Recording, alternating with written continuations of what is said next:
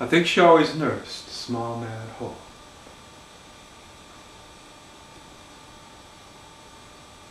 I'd finished recently my book on Pope.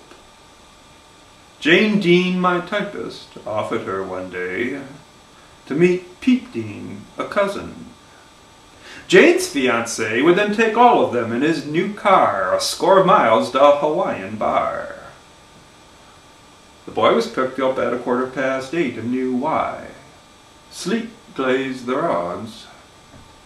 At last they found the place, when suddenly Pete Dean, clutching his brow, exclaimed that he had clean forgotten an appointment with a chum who'd land in jail if he, Pete, did not come, etc. She said she understood. After he'd gone, the three young people stood before the azure entrance for a while. Puddles were neon bars, and with a smile she said she'd be de trop. She'd much prefer just going home. Her friends escorted her to the bus stop and left. But she, instead of riding home, got off at Luckenhead. You scrutinized your wrist. It's 8:15. And here time forked. I'll turn it on. The screen in its blank broth evolved a lifelike blur. The music welled. He took one look at her and shot a death ray at well-meaning Jane.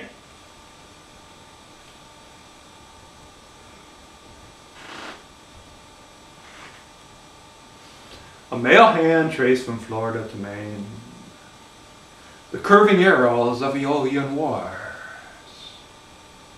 You said that later a quartet of boys, 2 writers and 2 critics would debate the cause of poetry on Channel 8.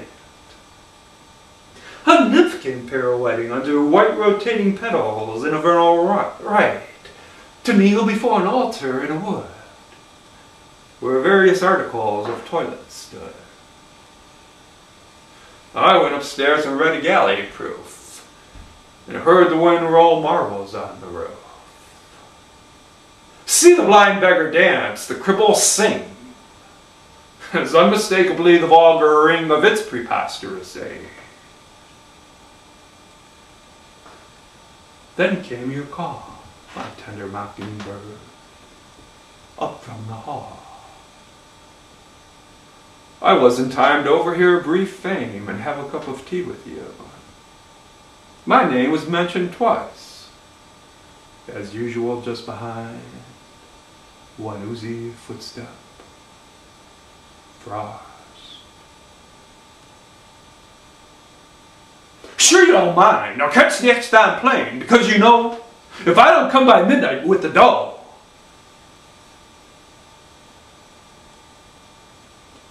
And then there was a kind of travelogue. A host narrator took us through the fog of a March night, where headlights from afar approached and grew like a dilating star to the green indigo and tawny sea, which we had visited in 33, 9 months before her birth. Now it was all pepper and salt, and hardly could recall the first long ramble, the relentless light, the flock of sails.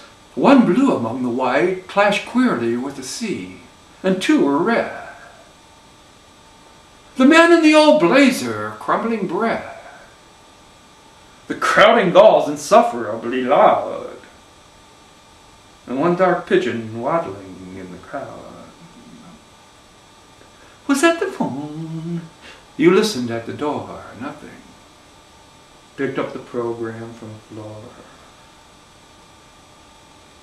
More headlights in the fog. There was no sense in window rubbing. Only some white fence and the reflector poles passed by unmasked. Are we quite sure she's acting right? You asked. It's technically a blind date, of course. Well, shall we try the preview of Remorse? And we allowed in all tranquility the famous film to spread its charmed marquee. The famous face flowed in, fair and inane. The parted lips, the swimming eyes, the grain of beauty on the cheek. Gallicism. And the soft form dissolving in the prism of corporate desire.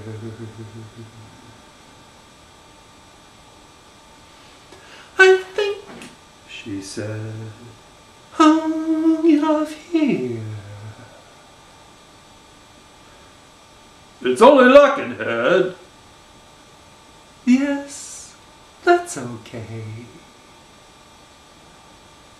Gripping the stang, she peered at ghostly trees. Bus stopped. Bus disappeared.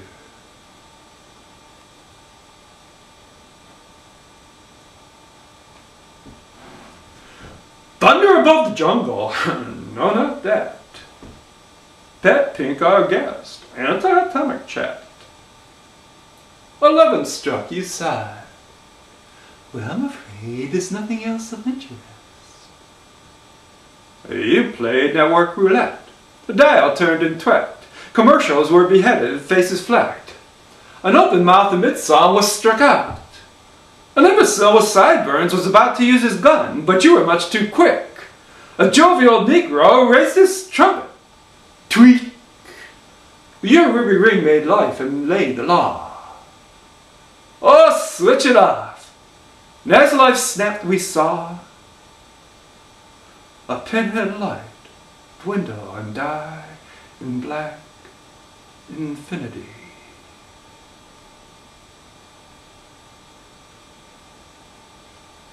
Out of his lakeside shack, a watchman, Father Time, all gray and bent, emerged with his uneasy dog and went along the reedy bank.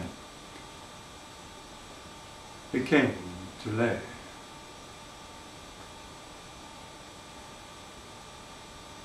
You gently yawn and stack away your plate.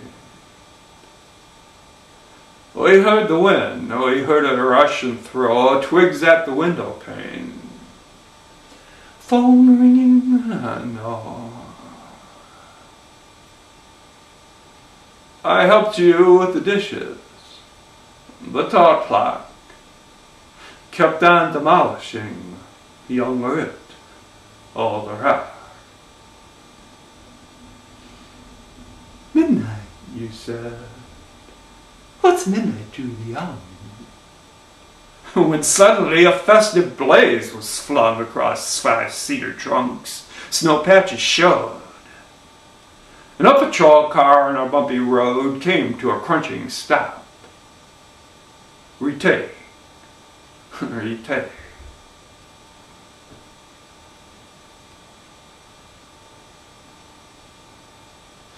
People thought she tried to cross the lake at Lockenneck, where zesty skaters crossed from X to Y on days of special frost.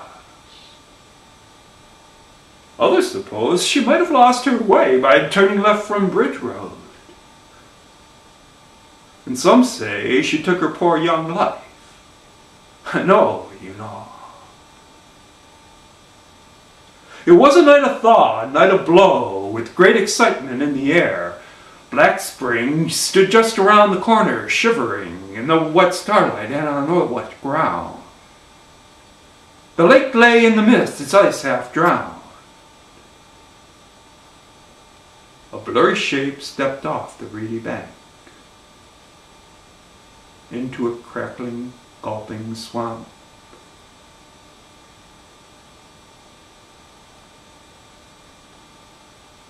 And sank.